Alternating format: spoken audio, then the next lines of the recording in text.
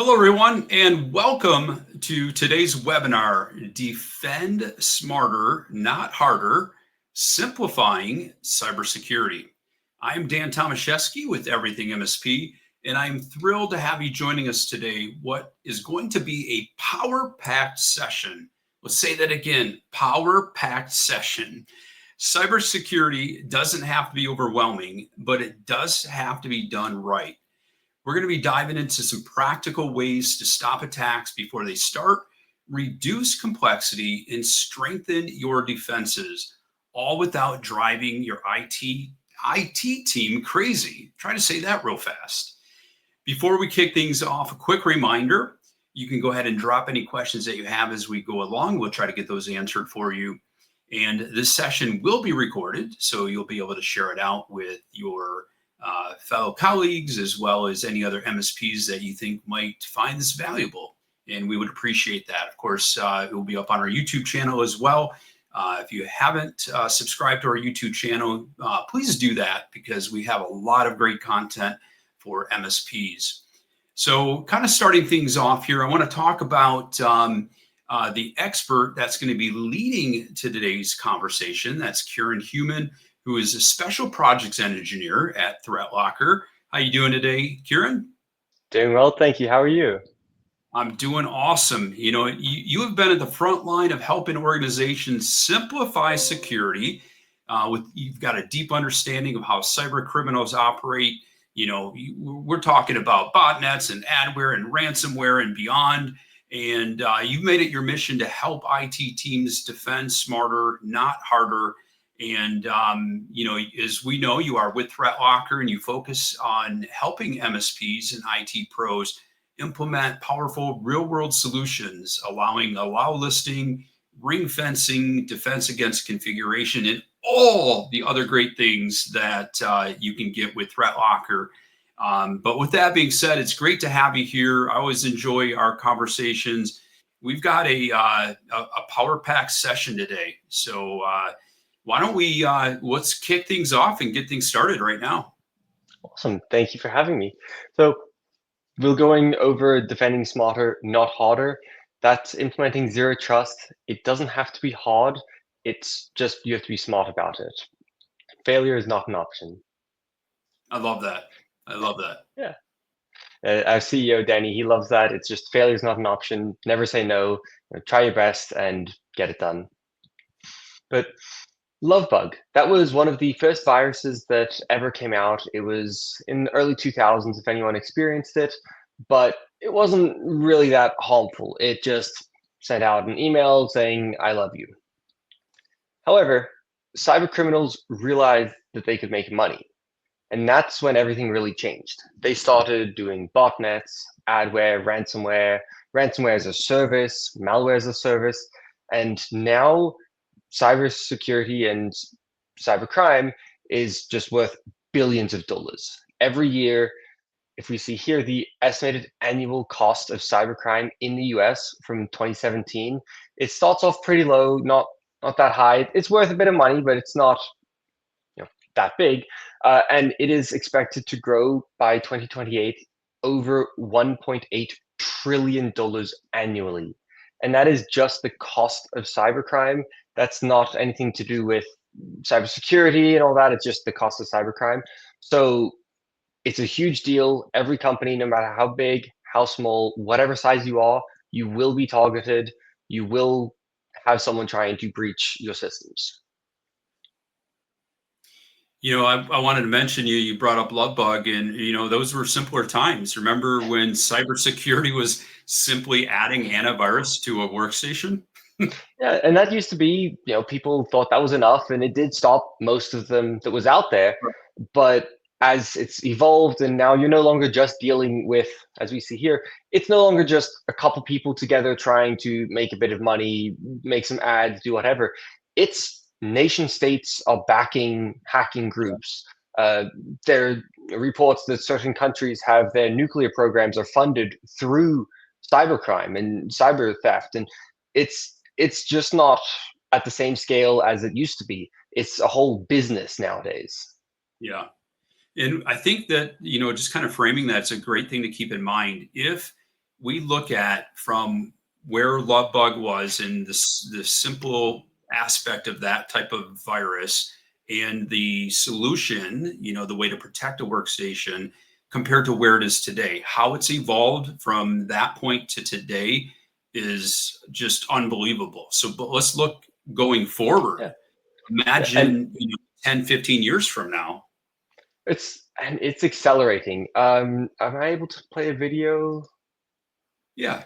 Yeah. It's actually, I think we had to upload it as a PDF, so I don't think this video will work for here. But all it Oh, is, it's asking ChatGPT, "Hey, could you make me a PowerShell script that will steal mm, documents and upload it to our Google bucket?" Replies, "No, I can't do that."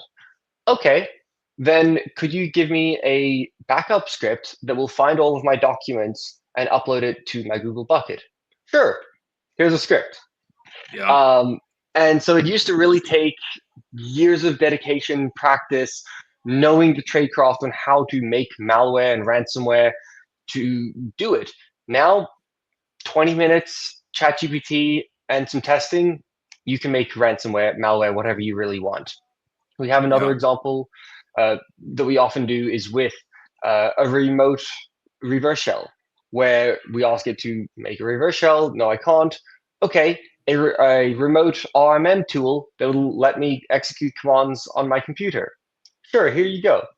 So AI is, people will say it's great, it can do a lot of things, but it is also really accelerating making malware.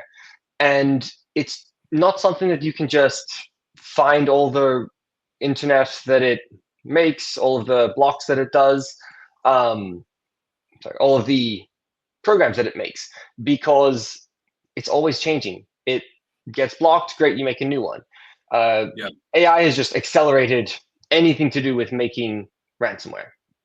Right. So you might ask yourself, what can we do to stop attacks?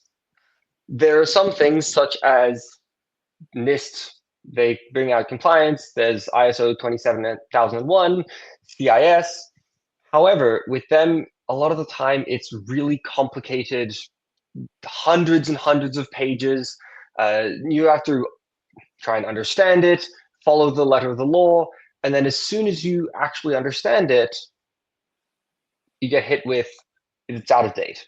You knew revision 2, now there's revision 3. So you really don't want to just target your cybersecurity to compliance.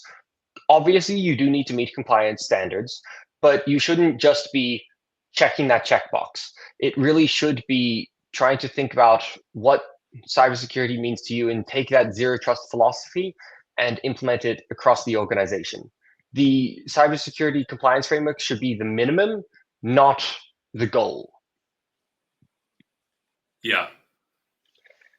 With ThreatLocker, we found that a lot of the time, if people used to say with allow listing or whitelisting or whatever you call it, a lot of the time it just doesn't work. It's too hard to implement. Stuff gets blocked. People are going to be unhappy. So we made a 100-day plan in your office. So it's really not that difficult. If you just deny by default, allow by exception, it is possible to implement zero trust cybersecurity in your company. Much, much, much easier than many people think. And we will go over things that you do in ThreatLocker, but you can use other tools for these. We have a platform. It's nice, simple, easy to use, but a lot of it can be accomplished with others. Some of it is unique to us, like ring-fencing, but we'll go over that. One of them is disable macros in Microsoft Office. You will probably have some pushback from finance on this. And if finance needs access to macros, that's okay. You can allow finance to have access to macros, but you really should block it for people that don't need it. Your front desk, your marketing, they probably really don't need those Excel macros. Finance, you make that exception for them, block it for everybody else. Really simple. Those instructions are how to do it through group policy, or with ThreatLocker, you just select the policy and enable it. Another is enabling a password protected screensaver. Super important. You never want to leave a computer unlocked. That is just easy way for attackers to get onto a computer and do anything. So just set that password protected screensaver, and it'll auto lock and won't be able to be accessed. And I think that is such a great thing, just because you think about the fact that you walk away from your workstation, you might just get up and you don't do a Windows L to lock it, and with it being set for a short period of time to automatically lock with no activity, I think is a great way. Recently, I was in a couple of hospital systems in which I walked by a computer that was unattended, and it was unlocked, had patient information up on the screen. And so it was a scenario where, as a person in cybersecurity, I thought it was my duty to notify their compliance team. And, and they gave me some background as far as, they were going through some changes within the organization from an IT and compliance perspective. And they were very grateful for me to let them know, but they were surprised themselves that it didn't auto lock their screen. And, just a great way. Let's take that off the, shoulders of the end user, so that if they do walk away, 20 seconds later, whatever the case may be, that screen is locking. Yeah, and that's why with ThreatLocker, we have that configuration manager where a lot of smaller businesses or hospitals, MSPs, you're having to manage a lot of different domains, and you can easily miss just setting a certain policy on one. With configuration manager, any endpoint that has it will get those policies applied, so you don't have to worry about which domain it's in and if you've applied it across all of them. That's great. Yeah. This other favorite one of ours, Windows calls it getting to know you, and effectively it's a Windows keylogger. So definitely disable that. There's just no real need for it. Deny by default, allow by exception. There's no reason for a keylogger. MFA, everybody by now should absolutely have MFA on all of their accounts, no matter what it is. Just enable MFA. You probably have an authenticator app, really simple to set up, multiple out there. Try not to use SMS if possible. That's the phone-based one where it'll send you a text. Those are fairly insecure. It's better than nothing. If that's your only option, okay, use it. But you really do want to use something else if possible. And I know people, are always looking at that and saying, "Wow, you're making me jump through one more hoop." And and my answer is always, the easier we make it on ourselves, the easier we're making it for bad actors. And so, unfortunately, we are living in the world that we have to take these type of precautions to protect our organizations. Yeah, and no matter how much you tell people to not reuse passwords, and you really should not be reusing passwords, people do. It's an Yeah. unfortunate reality, and that's the thing that we look at with ThreatLocker is it's not just how can I say what's the best thing to do. It's, hey, the most secure computer, you just unplug it from the internet, and it's great. But that's not really realistic. You have to take the business needs and match them, and then be as secure as possible. Zero trust isn't about blocking everything; it's about allowing what's needed and blocking everything else. Exactly. Another really important thing to do on especially servers is to turn on BitLocker. If you don't have BitLocker enabled, attackers can mount virtual hard disks, easily exfiltrate data, remove security tools, boot in safe mode. There's just no reason to not have BitLocker, at least on your servers. You should have it on workstations as well, but day one, do it on your servers. Most companies don't know what applications are running in their environment. You might think you do, but whenever we install ThreatLocker in an organization, we generate something called a software health report. With that, it'll just give you a rundown of what applications are running in the environment, where they're from, risk levels, stuff like that. 9 times out of 10, a company will have several remote desktop applications like TeamViewer, AnyDesk, Parsec, things like that, and they won't even know about it. someone will have installed it, and for personal use. Even at my old job, actually, one of my coworkers installed POSEC so that he could play video games during work on his home computer. So he would connect from his workstation to his home computer and play video games. IT had no clue. We had several other application control software in place, but IT just didn't know about it.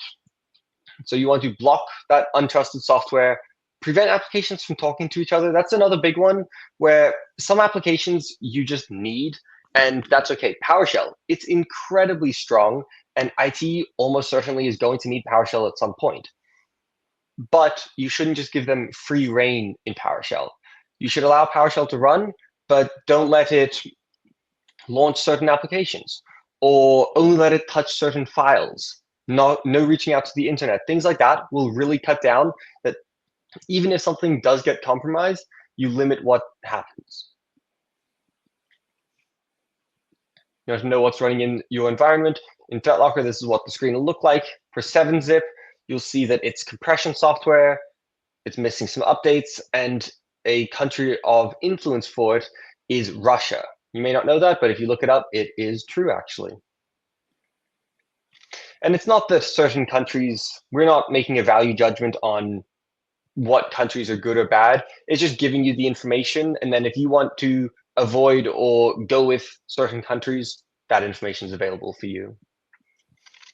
We have here unblocking that untrusted software. Aucload, very, very, very popular nowadays for encryption. Don't let it run. If you do need it to run, restrict it heavily and only allow it to touch the files that you need. You should deliver applications.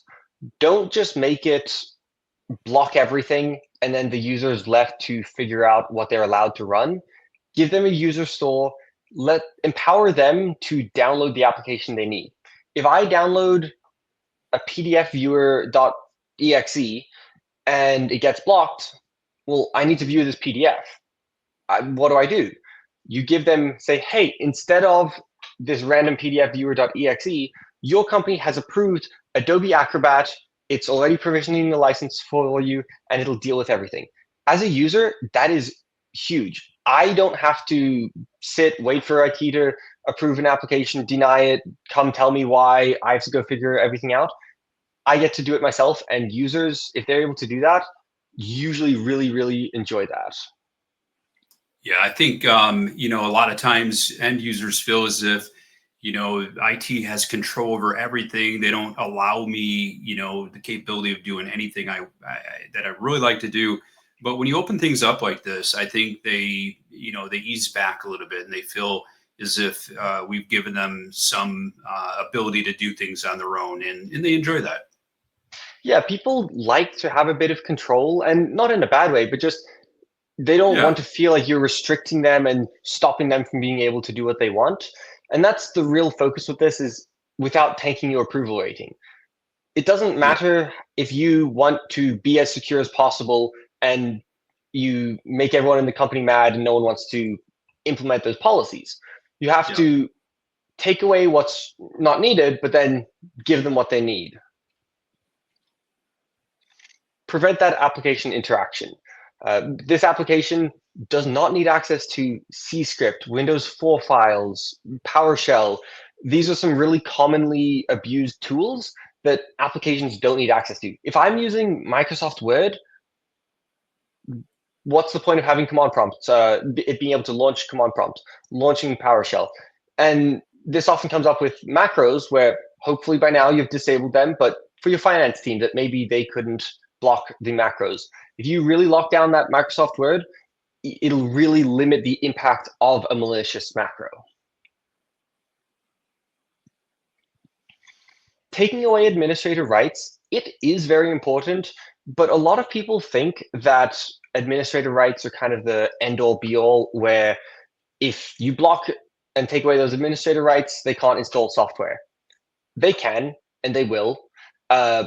You do not need administrator rights to run ransomware. We recently hosted a webinar. It was Rob, our chief product officer, and I.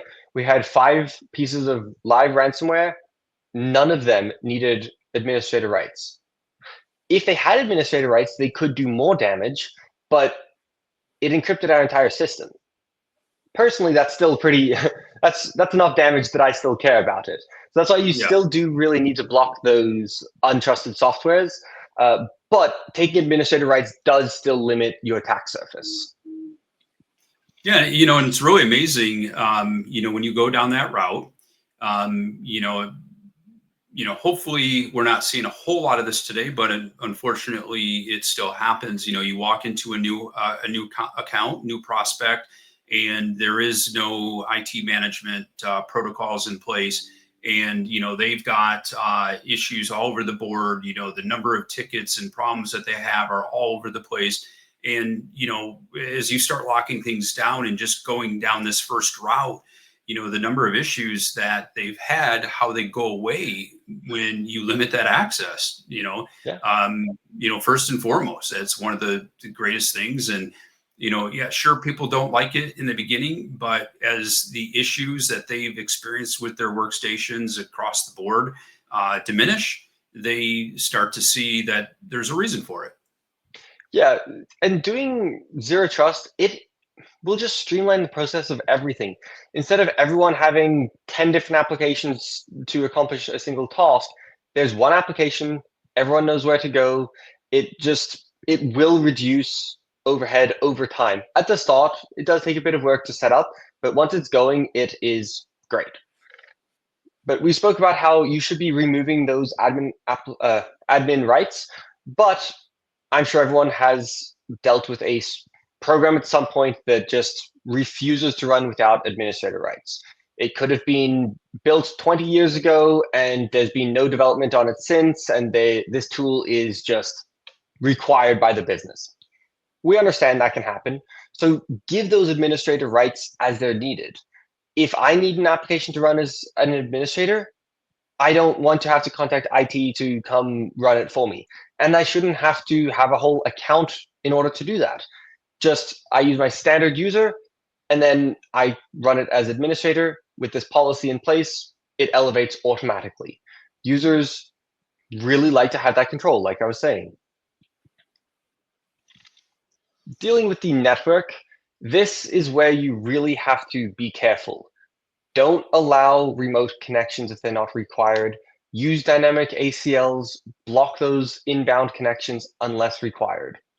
But we have block SMB ports by default. According to Microsoft, ransomware, they have over 70% of ransomware involves remote encryption. If you block SMB ports, that's going to block a lot of that encryption. Block RDP ports. You probably are going to need RDP for your IT department to connect to computers. Again, that is totally okay. Give them a dynamic ACL so that wherever IT is, they can remote in and connect, but then everything else is denied by default.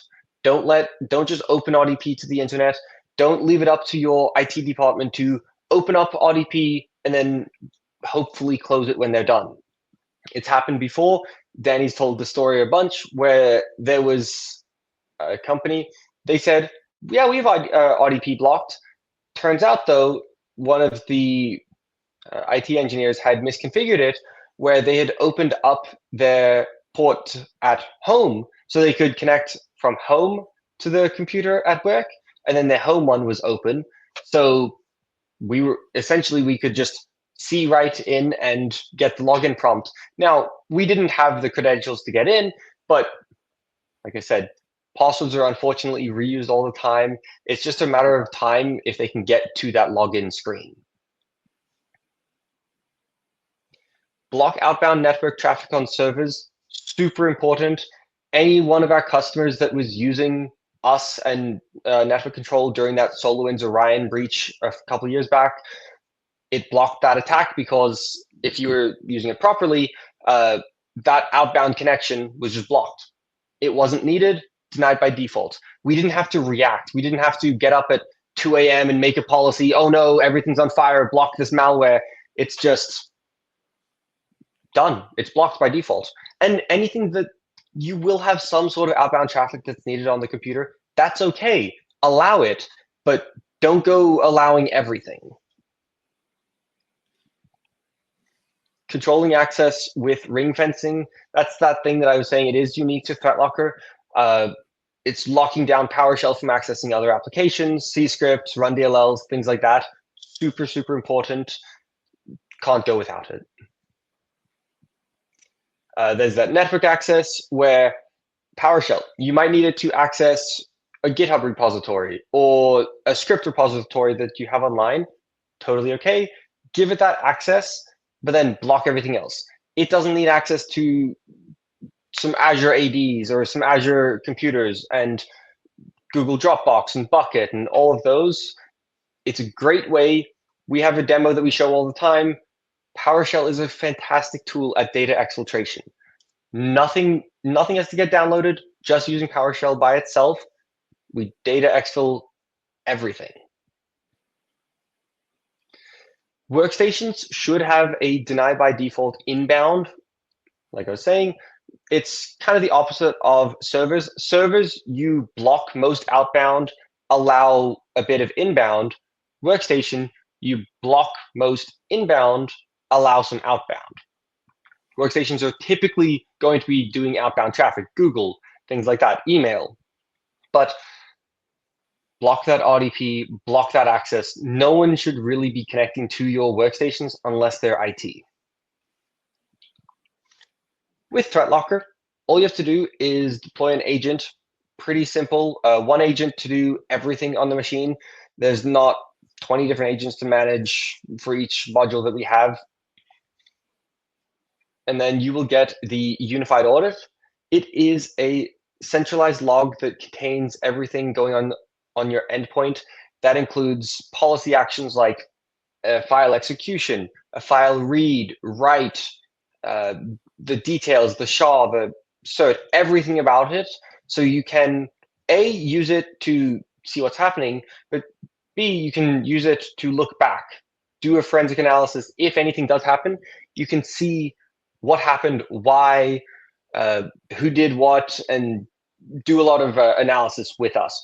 We do also have a syslog ingester, so you don't have to have just the information provided by us. You can also import information from whatever you have, Cisco Meraki devices, anything else that sends syslog, we can ingest.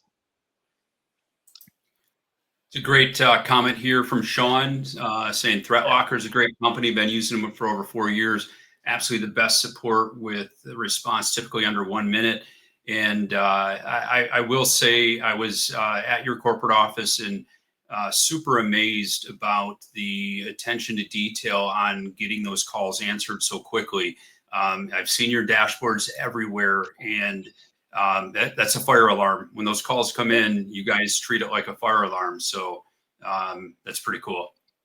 Yeah. Like more specific to ThreatLocker, it is really, really nice. We do have that support. We average well under 60 seconds. The thing with our support as well is Danny, our CEO, he is very, very, very customer focused. He does not want if the support cannot resolve the issue or replicate the issue on the call, he wants it escalated until it reaches him. If it's 2 a.m., 3 a.m., whatever it is, and it happens, if he needs to get called at 3 a.m. to hop on a call and help, he'll do it. And it's not just that everything goes to him, but it's that's kind of his philosophy, and the company really does take that to heart. It's amazing, and we're all in the office, Orlando, Florida. That's where our support team is located. When there was a hurricane, I believe a year or two ago, we had our infrastructure and some of the support team fly out to our Irish office to have business continuity. But we're all real humans, under 60 seconds or less. If you have any issues and you don't want to do a chat or whatever, they'll hop on a Zoom call and like work through the issue with you. They are fantastic. But like I was saying about Danny is truly one of a. Yeah, no, it's really nice, and working for him as he's the CEO, it is crazy to me seeing him on the front lines with us all the time. At my old company, I think I saw the CEO twice. I don't know if I ever said a word to him, and that was expected. That's normal at most companies. With Danny, if there's ever any issue, he will go over to dev, help debug it, go with support. He doesn't leave until everything's working, and it's great. He's technical. He was an ethical hacker for years, so he really knows what hackers think, how they work, and it's really, you can tell with the company. It's a great place to work, and I love when I get to speak with customers because they tell me how good it is, and it's nice as I sit as a software engineer, special project engineer in the back more, where it's hard to really tell how the product is, but hearing firsthand from the customers how much it helps them, it helps them sleep at night.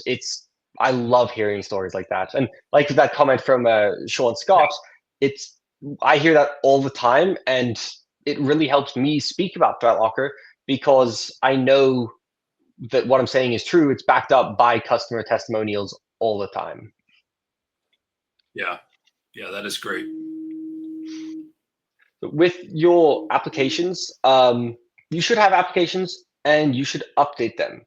Many breaches and a lot of the common attack vectors are not some new 0 day that was made up, and it's someone using an old CVE. There was an exploit that came out months, weeks, years ago, and they're exploiting it.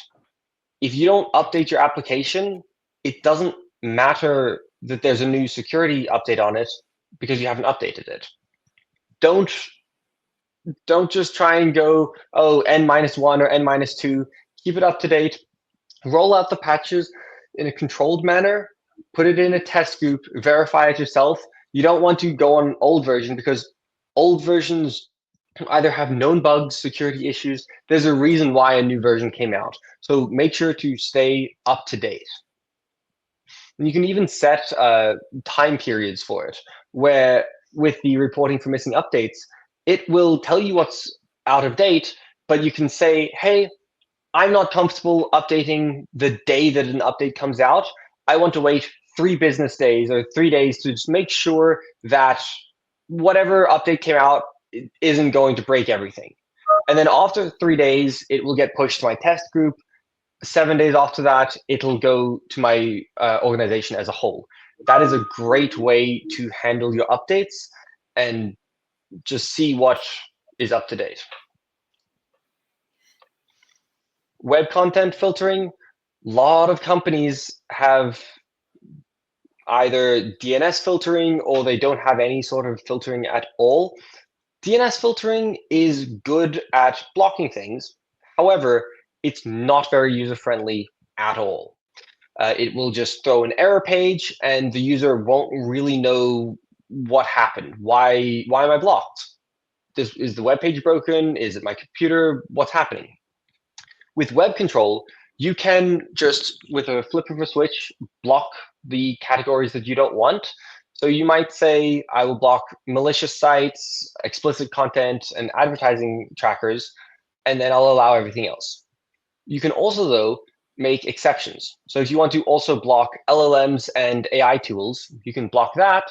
But then if your company has chosen a certain AI tool or product to allow, you just make a policy above that to allow it, and that AI tool will be allowed and everything else is blocked. It's like a firewall, but the really cool thing about it is that there's a request page. So if someone does get blocked, they get told, hey, this was blocked by ThreatLocker. If you'd like to have this unblocked, input a reason here. That can go to you and you can get it unblocked in under 60 seconds. Super easy to deal with. It's something every company should have. When we first were developing this product, you would be amazed at the websites that people were going to on their company machines. I actually helped in the development of some of the content filtering, and some of the lists I was given, I had to double check that these were lists that a computer with our agent had visited. It wasn't just some random list that we had purchased online. And we did also look at other lists as well of websites, but ones that company devices were visiting. block those that you don't want. We have, I believe, about 30 categories, and then make those exceptions above. Once you Yeah, and get that, especially when you take a look at the AI tools, I mean, let's face it, AI is here to stay. It's everywhere. It's making cybersecurity even more critical. And let's face the reality: curiosity killed the cat, and people want to, leverage those tools, not to be malicious, but just try to make their jobs easier. But it can cause problems. yeah, it's a lot of people will think, oh, I can put my code on here. I can copy and paste this. Oh, I'm writing an email. Let me just ask ChatGPT on the best way to word it. They don't know, though, that whatever company they're using is getting that data.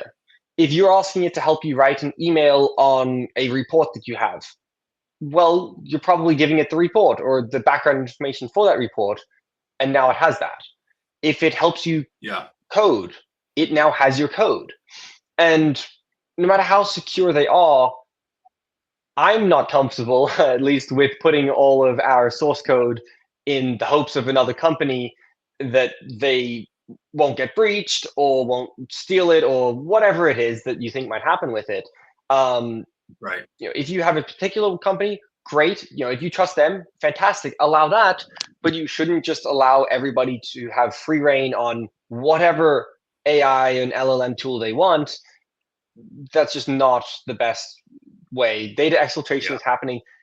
It's happening in major companies. There was a couple of years ago, Amazon, I believe there was a report about how they believed that people were uploading sensitive information because I believe it was ChatGPT had started to essentially know the internal processes of the company, where you could ask it a question and it knew the answer that only should be internal.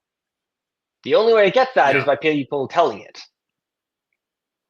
Yeah. Or think about it from this perspective of, you haven't locked down PowerShell, and you haven't locked down the ability for someone to get to an AI tool, and you have admin rights turned on, and people try to be their own detective, their own technical hero, and they're chat GPTing a solution.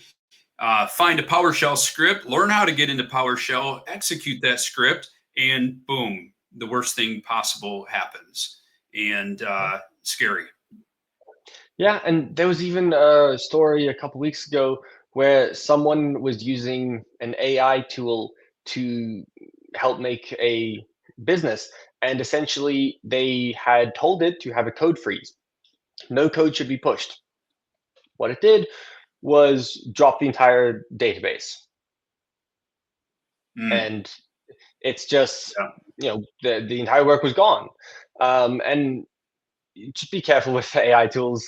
People need to know that it's not this invulnerable thing that will tell you everything and always be correct. Show caution. Only use ones that you trust. This web page here, we Yeah. have our web control. It'll kind of tell you what's happening in with web control, what users are getting blocked often. No one likes getting blocked. Uh, at least I don't. If I want to go to a website that I should be allowed to go to, I don't want to get blocked. So you can kind of see if there's certain users that are either getting blocked too much, they're getting the rules are not permissive enough for them, or maybe they're a problem user. Maybe you or someone on your team should be talking to them about what websites they're visiting. You can see what web control policies are getting hit a lot. So if you implement that AI blocker and suddenly you start seeing a whole bunch of that policy get spiking up in the block list, well, you know that there's a lot of people that are trying to use those AI tools. Maybe direct them to the one that you're using, that you've approved. Give users the access to files, but you should always audit for change. So what that means is if I am in finance, I should be allowed to access my files. That's totally normal. But if I'm accessing 200 files in 5 minutes, that's pretty suspicious. there's something going on. Either I'm trying to steal the data or I'm trying to encrypt something. There's no real reason for me to be editing 200 files in a few minutes. So give them that access that they need, but then put in a policy that might say, if you access X amount of files within 5 minutes, block all admin tools or restrict them from the internet. Really, whatever is the most restrictive that you can do while your team responds. You don't want to set it so that, oh, the machine will just completely stop and isolate it completely where nothing will run, but block those admin tools, close out those trouble applications. If IT has access to PowerShell, and that's fine, but if they're doing suspicious things, maybe restrict PowerShell until it's been reviewed, until you can make sure that that is a legitimate use case. Stop that data exfiltration. It is really not that hard to make policies that will react to bad behavior. This is a backup to that zero trust. Zero trust is all about blocking what's not needed by default. But defense in depth, everyone should have it. Have an EDR backup, MDR backup. If you're not managing those alerts 24/7, you may as well not be getting those alerts when you're not responding. Have that MDR to alert you to, hey, we see ransomware currently executing in this environment, or at least attempting to execute on the environment. Give users the alternatives, give them that control, let them have some authority, and they will thank you. Have that full endpoint detection and response. Have MDR if you need. It'll tell you what alerts are getting, what devices are getting alerted on a lot, what assets, the outcomes, if it's being cleared, actioned on, what's happening. This is what the threat locker detect alert center looks like. It is getting actually updated soon, but we have threat levels. So it might not be that suspicious if your IT elevates PowerShell. But if they're elevating PowerShell and running 7-zip and accessing a bit too many files at once, well, that is pretty suspicious. So we have a threat level that will increase, and then you can set a threshold. So if the threat level exceeds 300, lock the computer, block those admin tools. We have a managed detection and response team. Great guys. You can use them for whatever you want. I won't be testing them here, but if you look at some of our other webinars that we have, we run some ransomware, it gets blocked by ThreatLocker, but then the MDR team calls usually very, very quickly, within minutes, alerting Danny to the failed attempt to run ransomware. We recently released Defense Against Configuration, known as DAC. Misconfigurations are probably the #1 way that people get breached or a cyber incident happens. You can have ThreatLocker, you can have everything in the world, all the protections in place, but if you just allow everything, you misconfigure something, you're not as protected as you should be. ThreatLocker DAC, it runs daily or on demand, and it will go through, I believe we're over 170 checks. We're adding more every week, and it'll be common misconfigurations. One of which could be, hey, with the end of date for Microsoft coming by for Windows 10, hey, you're running out of date operating systems. Or MISTA, MSHTA, that's not blocked or ring fenced. Don't just allow it with full reign. I think that's great. I just wanted to point out, as more and more MSPs are just strapped for time, the ability to have a tool like that to essentially be an extension of your team is phenomenal. And, anything that we can do to find ways that, something that needs to be configuration change or things that are missing, that's an incredible way for us to be able to just expand our services, cross our T's, dot our I's, and make sure that we're covering the backs of our clients. Yeah, and it's great. People can make mistakes. That's okay. But Yeah. this is just that double check. We also have a severity rating with it. So, this is a low priority. You should still review it, look at it, make sure. And if that's an acceptable risk to you, that's okay. We're just going to let you know about it. Then we have critical, where it's, hey, you have RDP open to the internet. This is critical. You should be fixing this right now. And the other great thing is, for any checks that are failed, you just click it and you will actually see, it'll give you a recommendation on how to fix that. And then as well, it'll tell you what potential compliance violations you could have if you don't follow it. So it's super, super useful. It's free. There's no cost to it. Just any ThreatLocker customer will have access to DAC. As soon as you log in, front and center, you'll see it. That way, just make sure we have solution engineers. They'll go through, help you set up your environment, but this will just give you every week a report telling you, hey, this is how secure you are. And if you configure everything correctly, you can then take that to customers, businesses, owners, whoever, and show them, hey, this is what's wrong in your environment, and this is what it could look like. The ThreatLocker platform as a whole, we have allow listing, ring fencing, elevation control, storage control, network control, detect, configuration manager, community. We have lots and lots of products, all one agent. You don't have to install multiple. It's fairly lightweight. I believe our minimum requirements are like 2 cores and a gigabyte of RAM or something to that effect.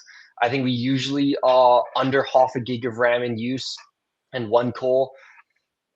Very lightweight. We have a Linux agent, Windows XP, Windows Server, and Mac. So any real computing device that you have, we will probably have an agent for it. There's the web control, patch management, insights, cloud control. Definitely great things to check out. Last thing I have is Zero Trust World 2026. That is happening in Orlando, March 4th to 6th. If anyone wants to come on out to it. If you pass your Cyber Hero certification exam there, you get your ticket refunded. Great way. It's not just, it's not a way for us to make money. It's a way to get the community out, learn about ThreatLocker, network, communicate with people, and learn about Zero Trust. Not just about ThreatLocker, how to protect yourself. And I can attest to that. I was at Zero Trust World this past year, and I was doing some podcasting for you guys there, and it was an incredible event. The thing that blew me away was the Hacker Lab and the line. I mean, the line looked like going into the Hacker Lab was like the new iPhone coming out, and this mile-long line of people getting into the lab, but that hands-on learning and the rubber ducky training session and all that was just was great.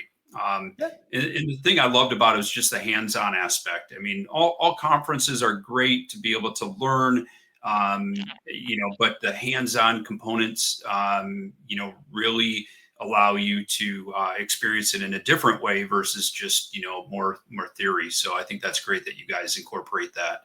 And so that is awesome. And, I really appreciate your time. I want to say a big thanks to you, Kieran, for all of your knowledge and just breaking through, all the noise that comes from cybersecurity. Sometimes it's a complicating topic, but it doesn't have to be. So we got to defend smarter and focus on all aspects of that.